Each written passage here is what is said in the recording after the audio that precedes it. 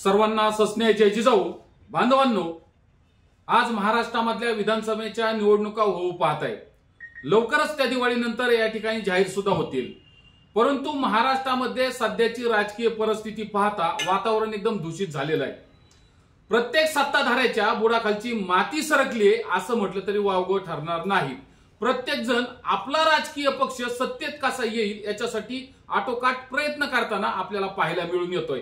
म्हणजे तिकडं सत्तेमधील असतील आणि इकडे विरोधक असतील, दोन्ही पक्षातील राजकीय लोकांनी या ठिकाणी आपापल्या परीनं आपला प्रचार आणि प्रसार चालू केलेला आहे। इकडं युतीतील अजितदादा पवार गट असेल किंवा तिकडं एकनाथजी शिंदे साहेब असतील आणि तिकडे भारतीय जनता पार्टीचे देवेंद्र फडणवीस असतील, प्रत्येकानं आपापल्या परीनं आपला प्रचार आणि प्रसार पक्षाचा चालू केलेला आहे। अजित पवार यांनी महाराष्ट्रामधून गुलाबी रॅली काढलेली आहे, तर तिकडे एकनाथजी शिंदे साहेब यांनी लाडकी बहीण योजना कशी अंमलात आणली आणि कशी आमच्यामुळं प्रत्येक महिलेला या ठिकाणी अकाउंटमध्ये खात्यामध्ये 1,500-3,000 रुपये कसे मिळतात हे दाखवण्याचा आटोकाट प्रयत्न केलेला आहे। याचं मागलं कारण जर आपण शोधून पाहिलं तर तुमच्या आमच्या लक्षात येईल की येणाऱ्या विधानसभेच्या निवडणुकीमध्ये केवळ आणि केवळ हित लक्षात घेऊन, फायदा लक्षात घेऊन या ठिकाणी ही योजना अंमलात आणलेली आहे।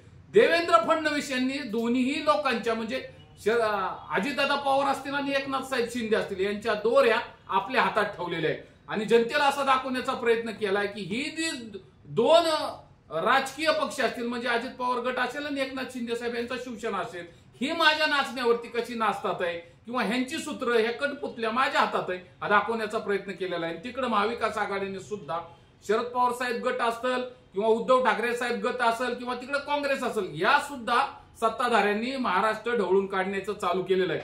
पवार साहेबांनी सुद्धा रायगडावरून छत्रपतींचं दर्शन घेऊन या ठिकाणी महाराष्ट्रामध्ये प्रचार आणि प्रसार करण्यास सुरुवात केलेली आहे। पाठीमागं उद्धव ठाकरे साहेब गट सुद्धा नाही, त्याच्यामधून सर्वांनीच आपली भूमिका मांडण्याचा प्रयत्न केलाय, मतदारांपर्यंत पोहोचण्याचा प्रयत्न केलाय। परंतु बांधवांनो, यामध्ये सर्वात महत्वाचा प्रश्न आहे की आरक्षणाचा मुद्दा असेल किंवा तरुणांची भूमिका असेल, कुठल्याही पक्षानं जाणून घेण्याचा प्रयत्न केलेला नाही।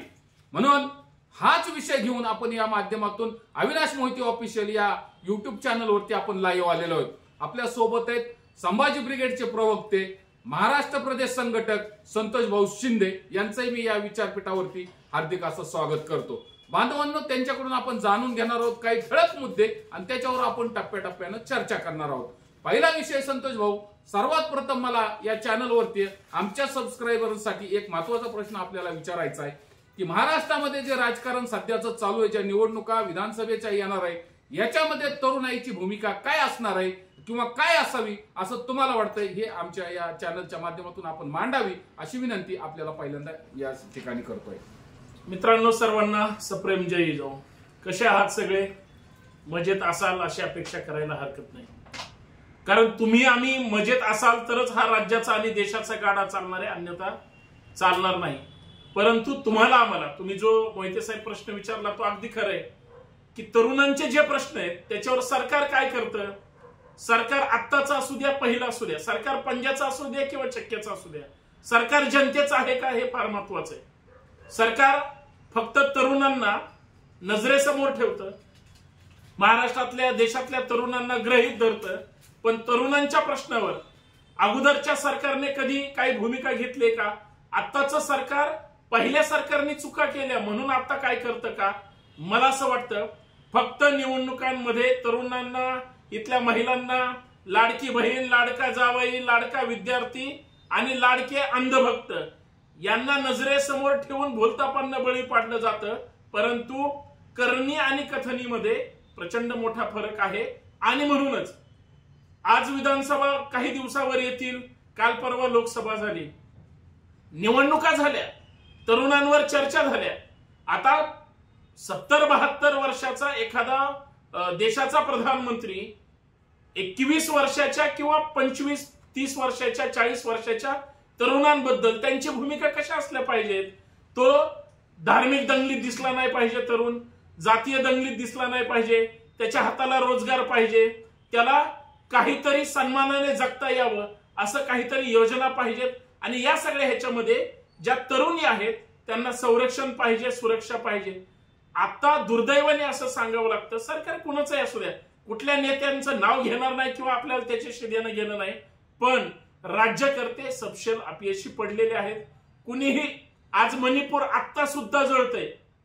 तुम्ही तुमच्या घड्याळामध्ये आत्ताची वेळ पहा आणि फक्त मणिपूरचे एखादी हिंदी इंग्रजी चॅनल पहा, अजूनही जळतंय. काल राज्यपालांच्या तिथल्या घरावर दगडफेक झाली. याचा अर्थ काय? लोकांमध्ये असंतोष भयानक आहे. तुम्ही जो बोलता बोलता आरक्षणाचा मुद्दा काढला, काय आरक्षणाची परिस्थिती आहे? आरक्षणाच्या मुद्द्यावर फक्त भुलतापांना बळी पाडलं जातं, वेळ काढूपणा केला जातोय, नेत्यांना मिटिंगला बोलवून एक तर फसवलं जातंय किंवा वेड्यात काढलं जातंय, मुद्दा पूर्ण केला जात नाही. म्हणून सगळे लोक फ्रस्ट्रेशन मध्ये आहेत. तरुणांना काय अपेक्षित आहे? आज तुमची माझी मुलं शाळेत जातात. आरक्षण काय गरिबी हटावचा कार्यक्रम नाही, आरक्षण हे प्रतिनिधित्वासाठी आहे. जर आरक्षणाचा प्रश्नच मार्गी लागत नाही, काय करायचंय? ते दलिंदर प्रशासकीय अधिकारी बसतात खुर्चीवर, शेतकऱ्याची पोरं म्हणून नोकरी लागायच्या अगोदर आपण ह्यांच्यासाठी भांडायचं, आणि हे नालायक खुर्चीवर बसल्यानंतर काय करतात? आज परिस्थिती अशी, आरक्षण देणार सरकार निर्णय घेऊ शकतं, कायद्यात रूपांतर करण्याची जबाबदारी प्रशासनाची. काय करतं प्रशासन? मला असं वाटतं सरकारपेक्षा प्रशासकीय अधिकारी या राज्याला, देशाला आणि तुम्हाला आम्हाला फसवतात. म्हणून इथं सत्यानाश होतोय. या मुद्द्यावर कुणीही बोलायला तयार नाही असं मला वाटतं. एकदम रास्त भूमिका मांडली संतोष भाऊ. तरी सुद्धा म्हणणं एकच आहे की येऊन काय होतंय की येऊन आपण आहे ना तिथंच गोल भोपळ्यामध्ये येतोय. म्हणजे सत्ताधाऱ्यांना जे प्रश्न, मूलभूत प्रश्न आहे ते सोडवायचे नाहीत, परंतु तरुणांना रोजगार उपलब्ध नाही, तरुणांच्या हाताला काम नाही, हे तुमचं बरोबर आहे. परंतु सामान्य जनतेला काय मिळालं? आज तागायत 5 वर्ष या महाराष्ट्रामध्ये भारतीय जनता पार्टी आणि त्यांच्या मित्र पक्षाचं सरकार आहे. लोकांना 2-2 हजाराचं आमिष दाखवलं जाते, लाडकी बहीण म्हणून त्यांच्या खात्यात 2-2, 1.5 हजार वर्ग केले जातात, परंतु त्यांचे मूलभूत प्रश्न सोडवले जात नाही. तुम्ही म्हणले तसे त्यांच्या हाताला काम नाही, रोजगार नाही, मोफत शिक्षण नाही, ना आरोग्याच्या सुविधा नाही. पण मला असं म्हणायचंय संतोष भाऊ की या 5 वर्षामध्ये ह्या भारतीय जनता पार्टीनी आणि त्यांच्या मित्र पक्षांनी सामान्य जनतेचे मूलभूत प्रश्न सोडवले का? शेतकऱ्यांच्या कितपत हे सरकार उपयोगी पडलंय आणि काय भूमिका घेऊन सरकार चाललंय? सामान्य माणसाचा काय आवाज आहे किंवा सामान्य माणसाच्या ज्या मागण्या आहेत त्या मागण्या ह्या सरकारने सोडवल्यात का? सोडवण्याचा प्रयत्न केलाय का? आणि त्यांचे मूलभूत जे प्रश्न आहेत ते गेले 78 वर्ष झाले स्वातंत्र्य मिळून ते सुटलेत का? याविषयी आपण जरा काय बोलावं. सगळ्यात महत्वाचा मुद्दा आहे, शेतकऱ्यांपासून सुरुवात करू, कारण आपला बाप शेतकरी आहे. महाराष्ट्रामध्ये शिंदे, फडणवीस आणि अजित पवार सरकार आहे. राज्याचा कृषी मंत्री हा कोण आहे? धनंजय मुंडे साहेब. कुठं राहिलाय ते? धनंजय मुंडेंच्या जिल्ह्यामध्ये अर्थात मराठवाड्यामध्ये प्रचंड अतिवृष्टी झाली. धनंजय मुंडे राज्याचे कृषी मंत्री आहेत. हा देश कृषी प्रधान आहे म्हणून फक्त कागदावर चर्चा केली जाते. राज्याच्या कृषी मंत्र्याच्या जिल्ह्यामध्ये गणपतीमध्ये एखादी हिरोईन आणून ते नाचवतायत. इकडं शेतकरी बांधावर रडतोय, शेतकरी उद्ध्वस्त झालाय, शेतकरी मेटाकुटीला आलाय आणि राज्याचे मुख्यमंत्री दखल द्यायला तयार नाहीत, उपमुख्यमंत्री द्यायला तयार नाहीत किंवा कुणीच द्यायला तयार नाहीत. ही चर्चा कशाला करतात? मुख्यमंत्र्यांच्या गणपतीमध्ये देवेंद्र फडणवीस दाखवले, अजित पवारांना का दाखवलं नाही? ह्या पांचट चर्चा महाराष्ट्रात असू शकतात? लाजा वाटल्या पाहिजेत माध्यमांना सुद्धा. सगळ्यात महत्वाचं, अविनाश मोहिते ऑफिशियल चॅनलवर चर्चा करत असताना एक गोष्ट लक्षात घ्या. आज आपण युट्यूबवर बोलू, फेसबुकवर बोलू, लोकांमध्ये जाऊन बोलू, आपला बोलायचा पिंड आहे. राज्यकर्ते जर चुकीच्या पद्धतीने वागत असतील का मुख्यमंत्री बोलतात का?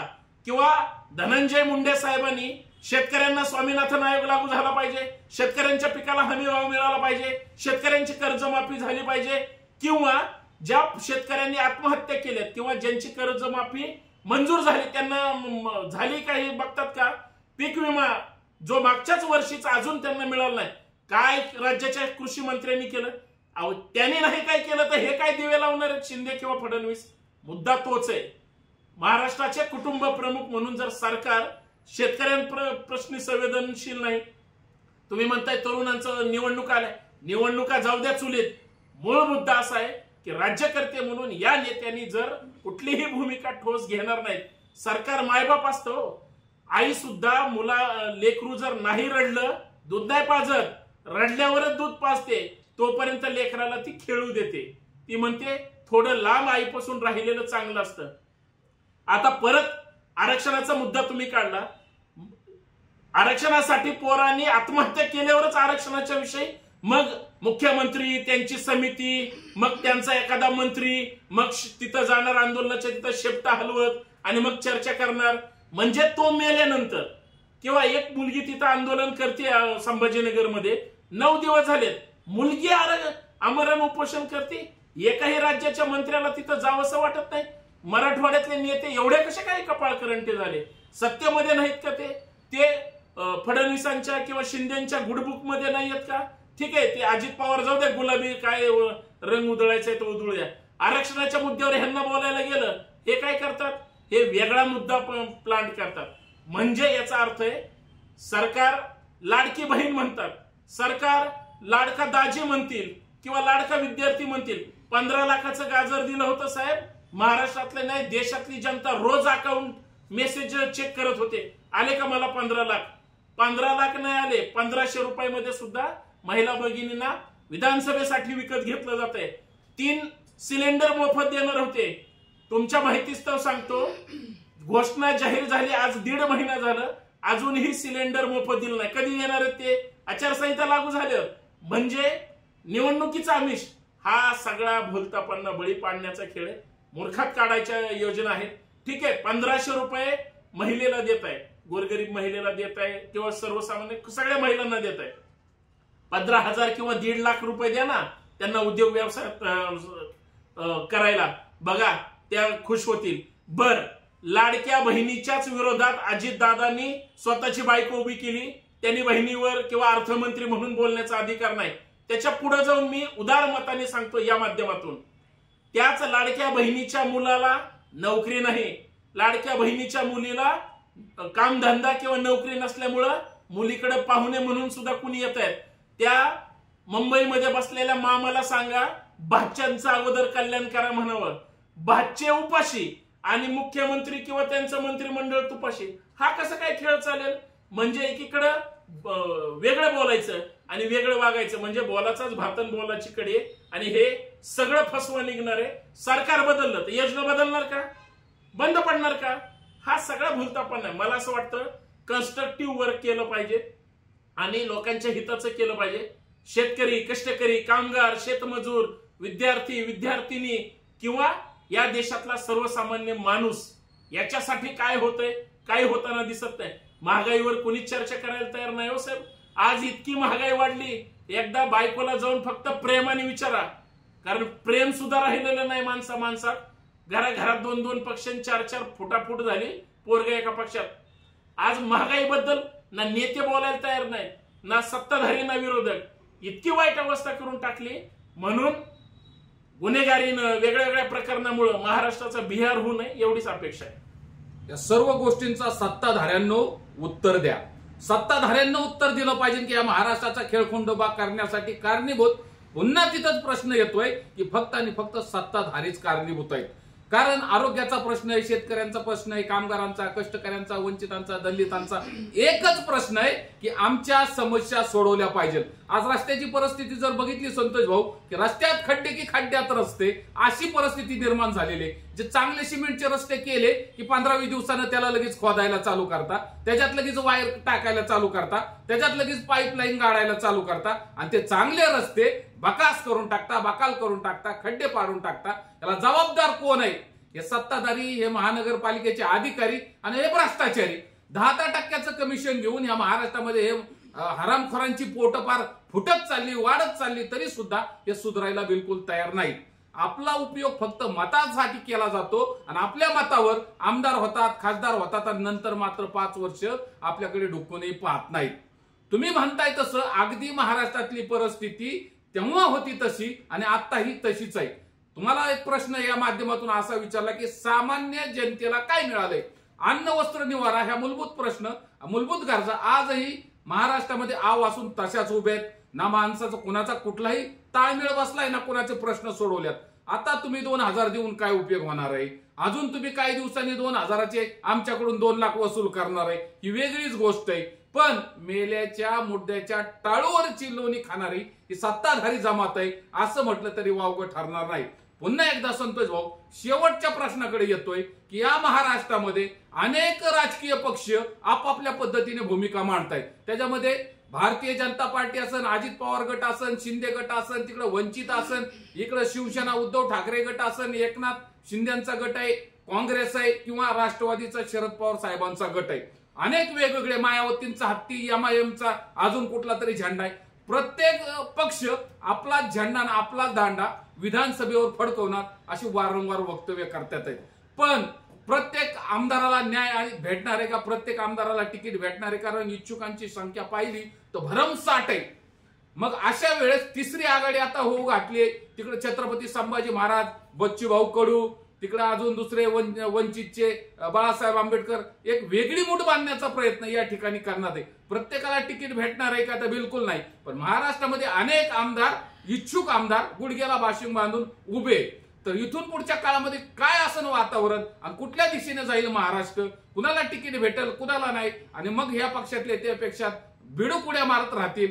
कुणाच्या हाताला काय लागणार आहे, मतदाराच्या हाताला काय लागणार आहे, याचा सुद्धा या चॅनलच्या माध्यमातून एक लक्ष त्या ठिकाणी सुद्धा आपल्याला टाकावं लागेल.